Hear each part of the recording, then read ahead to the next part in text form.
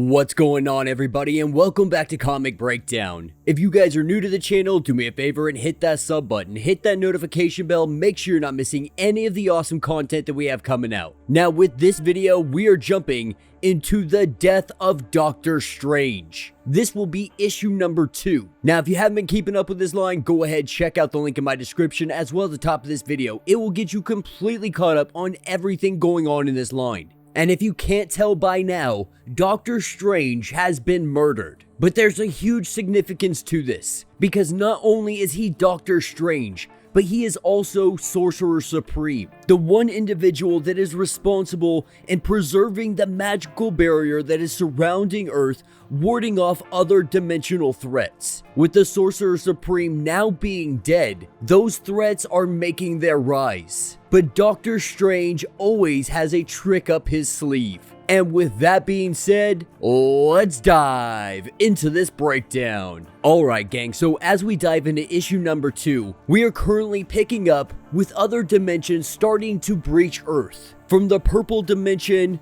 to Dagoth, we are seeing them rise all over. Other dimensional warlords are taking their claim across the globe. With the death of the Sorcerer Supreme, they all believe they have their opportunity to be able to rule over great amounts of land, to be able to pillage, to be able to rule, to be able to take what they want. Meanwhile, we are picking up with Doctor Strange. Now, obviously, this isn't the Doctor Strange from our modern current timeline. This is a Doctor Strange from the past. And as Dr. Voodoo, Zelma, Bats, everybody in the room looks at him and they're in complete awe. They don't know what's going on because right now, Stephen Strange is on the ground, he is completely bled out and he is dead. But somehow, walking into the room is Stephen Strange. Now obviously everybody in this room, they want some kind of answer. Being able to recognize that this is the real Stephen Strange. There's no doubt about it whatsoever. And he goes on to explain that it all comes down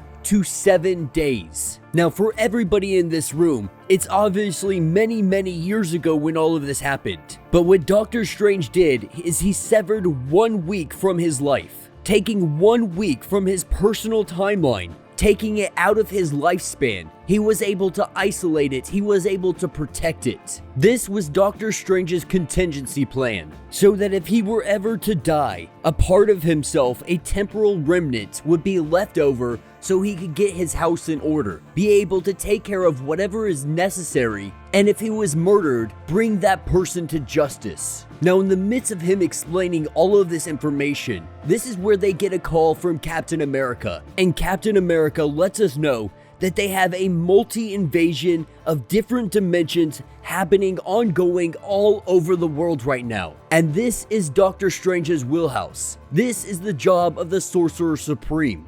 Now right off the bat, Doctor Strange lets him know that this isn't the Strange that he's aware of, and lets him know that Doctor Strange is officially dead. And in regards to the invasions, he tells them that they need to go find the Sorcerer Supreme. And as everyone in the room, they look around because he doesn't know. He doesn't know that the dead him on the ground was in fact the Sorcerer Supreme. But he puts these pieces together very quickly. And now he's recognizing that this world, this Earth has no Sorcerer Supreme. And so recognizing this, he starts breaking down what they can do. Recognizing that these dimensions, they aren't setting up in some big city, they're not attacking people, there's no civilians in any kind of harm's way. What appears to be happening is they are setting up shop, getting ready for maybe a big invasion, maybe just claiming land for whatever is about to happen. And so he tells Captain America that they need not worry about those guys, at least for right now, because they are the least of the problems. There is something bigger on the horizon. He just hasn't pieced together what that is yet. Now, Captain America, not knowing what to make of any of this really, he says that they need to talk face to face. They need to talk in person. So him and the Avengers are going to be on their way. And as this conversation ends, we hear someone reaching out to Doctor Strange. Someone saying that they are coming to him. Not sure who this is, not sure who is calling out to him. Doctor Strange makes his way outside. Making his way outside, the one to fall into his arms is Clea Strange. But she is rushed over here to let all of them know that the warlords, they're not coming here to claim ground. they're not coming here to take over. They have come here because they are fleeing. They are running from their dimensions and trying to find safe haven wherever they can. And with Earth's defenses being down, it is a prime location for them to hide out. And what they are fleeing from is the Three Mothers. And the Three Mothers are made up of the Weird, the Crown, and the Crawling. And they have Clea's scent. They have been hunting her down. And the Three Mothers, they are hunting for their child. A child's appetite that is never ending. It is never satisfied, and so they are always hunting for something to feed it. And with a portal opening up, we see the three sisters. And as they arrive, what they smell in the air is magic. A feeding frenzy for the Three Mothers. Now, of course, Doctor Strange, he's ready to stand toe-to-toe with them, with everybody backing them up except for Mordo. He goes ahead and he takes off. He gets out of this fight, not being his fight, not really understanding what is going on, but even with him making his exit, they still stand their ground. But they are not alone in this fight, because this is where we see the arrival of the Avengers. And with the mothers, them all being sisters, they are tired of all the talking and they are ready to test this world. And we see the battle break out. Thor trying to take on the Crown.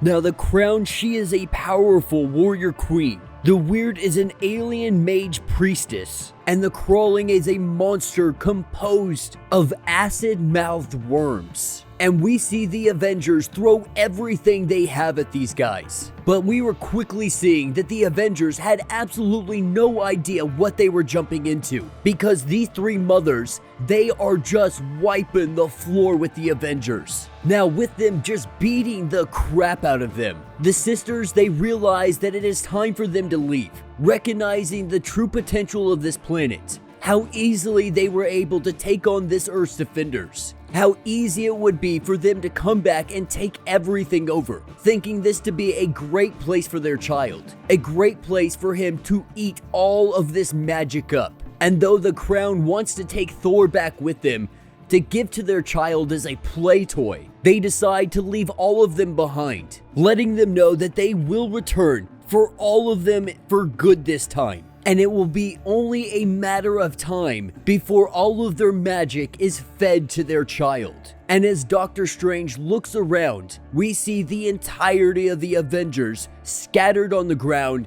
beaten, broken, but left alive to fight another day. And that will be the end of this issue. So let me know what you guys think down in the comments. This was definitely an interesting issue. We're getting the introduction of the Three Mothers. These Three Mothers also being sisters to one another, and they have what appears to be immense amount of power. Even one of them, the Crown, going one-on-one with Thor, and Thor straight got his butt whooped. Now, more than likely, it's because our team, they went in here premature, not knowing the true capability of the three, not knowing how powerful they truly are. They divided up their fight, and in doing this, it really didn't have a good outcome for them. But this was all a test by the Three Mothers. They didn't come here to kill everybody. They had come just hunting Doctor Strange's wife. But upon arriving on Earth, they learn that a bunch of individuals have fled to this planet, making it a prime hunting ground for their child. Now, it doesn't really specify who their child is, but we can only assume that it's an individual with immense amount of power, something that is eating magic, being fed magic by these three powerful individuals. But with the Doctor Strange not actually being resurrected, not being a clone, not being anything like that, Doctor Strange is currently on a timeline, 1 week to be specific. And with the Avengers just getting wiped the freak out, Doctor Strange is going to have to figure out what he is going to do. Lacking any of the memories that he has had, missing decades of his life, he is going to have to piece together who murdered him, why they murdered him, and how any of this is connected to the Three Mothers. But let me know what you guys think down in the comments. If you have not yet, do me a favor, hit that sub button, hit that notification bell, make sure you're not missing any of the awesome content we have coming out, and until the next breakdown.